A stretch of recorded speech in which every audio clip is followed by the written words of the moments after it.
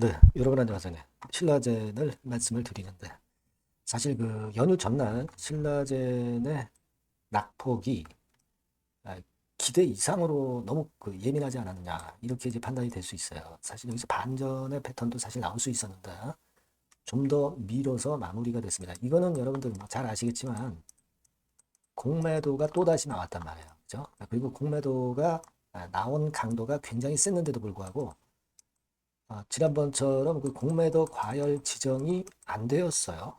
공매도 과열 지정이 될 만한 그런 정도의 공매도량 그리고 공매도 비중 정도였는데 아쉽게도 이제 공매도 과열 지정이 5월 2일 날 장 마감하고 저녁 한 8시쯤 나오죠. 네, 이게 좀 안 됐습니다. 그래서 이게 좀 뭔가 좀 꺼림직스러운 그런 느낌도 없지 않고 이게 뭐 베이징이 중국의 제약사이기 때문에 뭐 일단 미중 바이오 건과 관련해서 어떤 불이익을 지금 현재 좀 받는 게 아니냐 신라젠이 이런 생각을 할 수도 있는데 자 이에 대한 부분을 제가 말씀을 좀 드리도록 하겠습니다. 수급이라든가 지금 현재 베이징 건과 관련한 말씀을 드리도록 하겠습니다. 왜 이렇게 급락을 도대체 하는 건지 다시 반전의 계기는 없을 수밖에 없는 건지 이런 부분들 말씀을 드리도록 하겠습니다. 그리고 영상의 후반부에는 대박주로 한 종목 말씀을 드릴 거니까 참조하시고요. 구독, 좋아요, 알림 설정 대단히 감사합니다. 앞으로도 신라젠 제가 방송 자주 드리도록 할 거고요.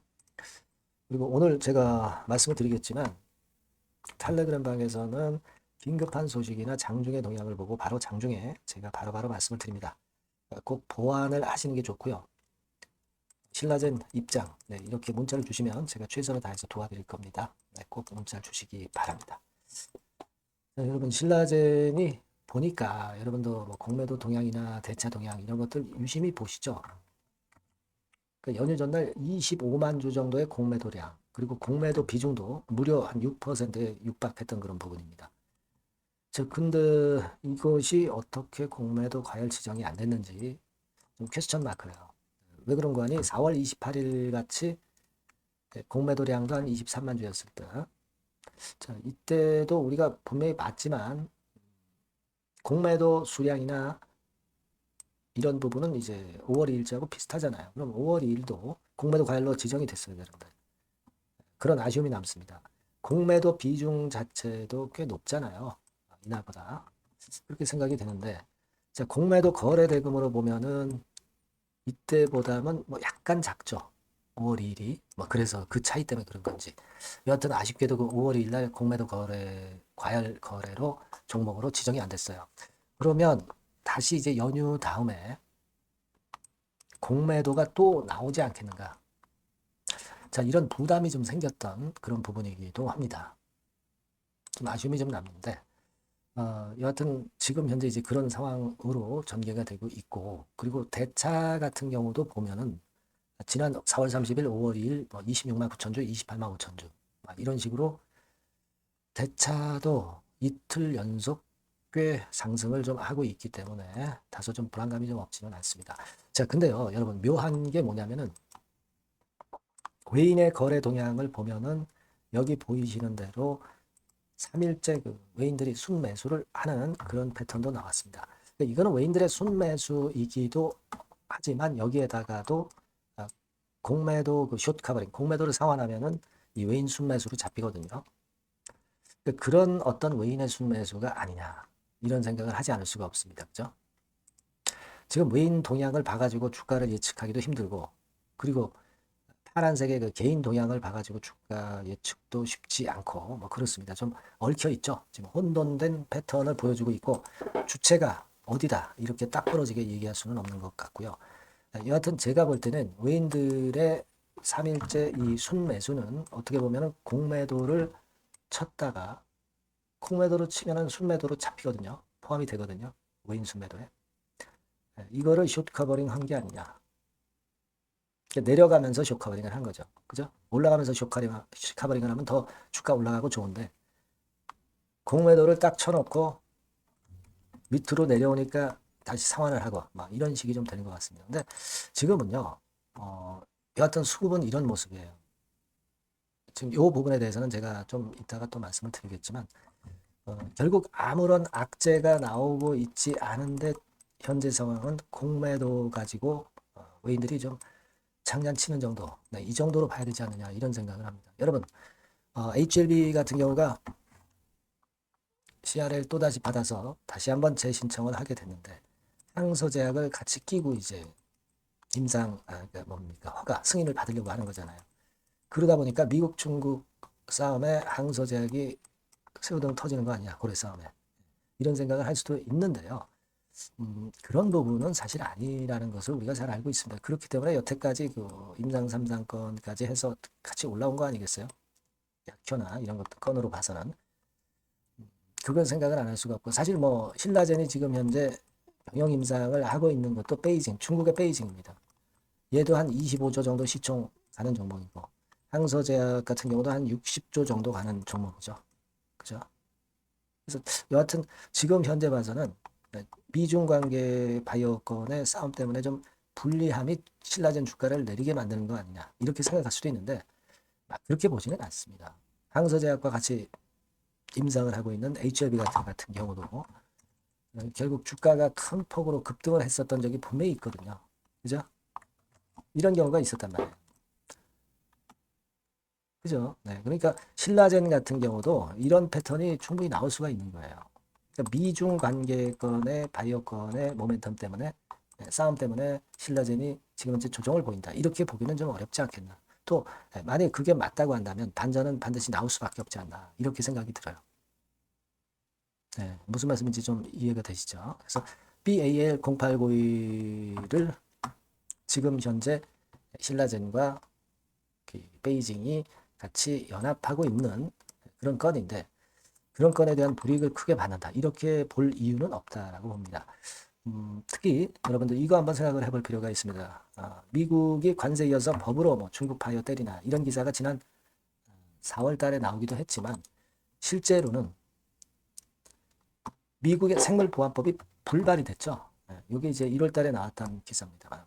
불발이 됐고, 오히려 중국에서는 뭐 그 시설 투자를 좀 더 하는 그런 건의 모멘텀까지 오히려 전개가 되고 있는 그런 상황이에요. 그러니까 우리가 미국 생물보안법에 대해서 너무 델리케이트할 필요는 없겠다 이렇게 생각이 들어요. 여기 기사 나와 있는 바처럼 생물보안법이 의회 문턱을 넘지 못하면서 중국 바이오 기업들이 2025년 새해 들어서 미국 공장 건설을 재개하는 등 수주 활동을 다시 시작하고 있는 거거든요. 그렇죠? 그러니까 우리가 베이징이 중국 기업이기 때문에 그것 때문에 불이익을 받는다 이런 생각 하지 마세요. 항서제약과 연합했던 HLB 같은 경우도 엄청난 급등의 상황이 나타났던 적 있었잖아요. 그걸 생각하실 필요가 있고, 딥시크 때문에 미국이 충격받았죠. 딥시크 쇼크 다음 차례는 바이오다, 이런 아티클도 많이 실리고 있습니다. 이게 금년 2월 3일에 나왔던 기사입니다만 중국의 바이오가 큰 건을 한번 또 할 수도 있어요. 그러니까 신라젠에 제가 말씀드리는 골자는, 말씀이 좀 길어졌지만 말씀드리고 싶은 골자는 베이징 때문에 신라젠의 병역 임상이 지금 타격을 받고 조정을 보이고 있는 거다, 그거 아니다 이런 얘기입니다. 신라젠은 새로 출발해서 베이징과 손잡고 좋은 결과 낼 수 있어요. 우리가 HLB 같은 경우 사례 분명히 봤잖아요. 요즘은 좀 처져 있지만 과거에 2023년 말부터 2024년 초반까지 이때만 하더라도 한 너댓 배 시세 급등 나왔잖아요. 그죠? 그렇습니다. 그러니까 우리가 신라젠 같은 경우는 베이징과의 병역 임상을 결코 그 부담을 갖지 마실 필요가 있다. 이거는 지금 현재 신라젠의 모습은 아직까지 중기 상승 초기 국면에서 약간 흔들린 정도다, 이렇게 봐야 된다. 근데 지금은 흔들면서 외인들이 공매도를 가지고 장난치는 정도. 그러다 결국은 이제 나중에 또 물량을 모아가겠죠. 그런 정도로 보시는 게 좋겠다는 생각이에요. 그러니까 신라젠은 기본적으로 제가 주봉도 보여드렸지만 되고 있는 모습으로 시작이 되는 초창기 국면에 있다, 이렇게 보실 필요가 있다는 겁니다. 그 기본을 아직까지 잊지 마시고 가시는 게 좋아요. 위쪽에서 이런 패턴 보였을 때하고 아래 대바닥에서 이런 패턴 보였을 때하고는 차이가 많이 있는 겁니다. 일단 반전의 타점을 좀 찾아야 되겠고요. 물량을 지금 현재 보유하고 갖고 계신 분 입장에서는 다시 반전을 한다는 확신을 갖고 계시는 것이 좋다. 그 말씀을 드리고 싶은 거고요. 여하튼 좀 객관적으로 어떤 데이터나 재료 등이 나오면 막바로 제가 여러분들한테 말씀을 드리고 수정된 판단을 드릴 거예요. 여러분들은 신라젠 이렇게 문자 한 통을 주시면 제가 좀 더 확실한 정보와 긴급한 판단을 전할 겁니다. 꼭 문자를 한번 주시고요. 텔레그램 방 여기도 좋죠. 여러분들이 신라젠 입장 이렇게 문자를 주시면 제가 최선을 다해서 끝까지 갈 겁니다. 자, 그렇게 말씀드릴게요. 문자 많이 주시기 바랍니다. 자, 그리고 제가 대박주 말씀을 올린다고 그랬죠? 요거 말씀드릴 거니까 말씀 잘 듣고 대박 내시기 바랍니다. 저 대박주 말씀드립니다. 대박주라고 해서 여러분들이 그 몇천 프로, 10배, 20배 막 이렇게 허황된 말씀을 드리는 대박주는 아니고요.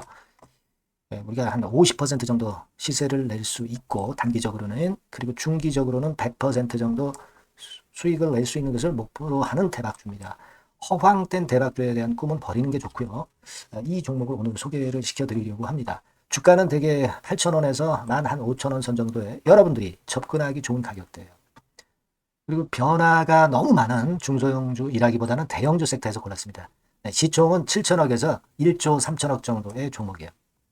자본 총계는 한 1조 5천억에서 2조 5천억 정도의 안정적인 부도를 갖고 있는 그런 대박주입니다. 우리가 우량한 종목에서 선택이 좋죠.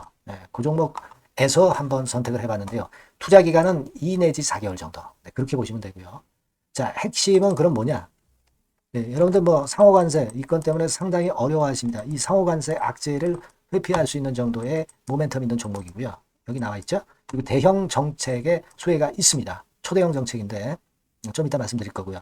그리고 안정적이고 그러면서 대박을 내야지 불안정하면서 대박을 내는 것은 상당히 그 반대 리스크가 너무 큽니다. 그래서 이런 종목 쪽에서 골라봤어요, 여러분.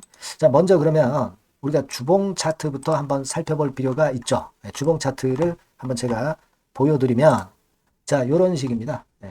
이미 대바닥을 찍고 상승하기 시작하는 초기 국면이에요. 그러니까 우리가 이미 급등을 해버린 것은 필요가 없어요. 하락에서 상승 전환하는 초기 단계의 종목으로 말씀을 좀 드리는 겁니다, 여러분.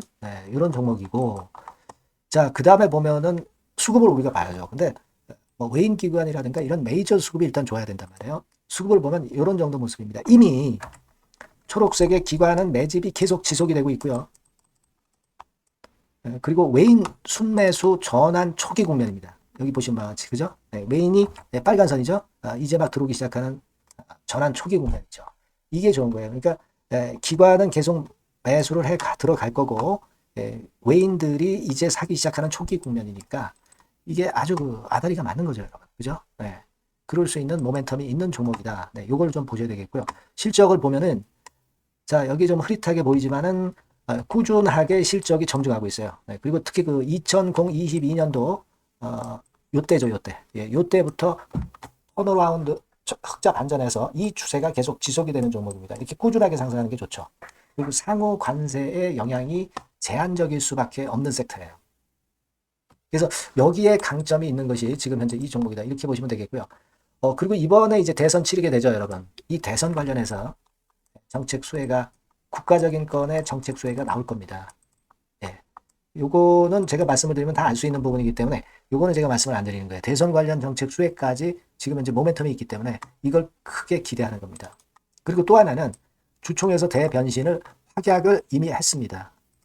이제 그게 무슨 얘기냐면은 예전에 그 주주총회 공시에서 주주 환원을 대폭 확대한다는 그런 건에 확약을 했어요. 그리고 지배구조도 대폭 개선한다는 약속을 했습니다. 그러면서 이게 주주 친화적인 모멘텀까지 작용이 되면서 주가를 올릴 만한 거리가 충분히 있다. 이렇게 봐야 되겠고요. 또 하나 중요한 거는요, 여러분, 엔화 강세 수혜를 받을 수 있다는 거예요.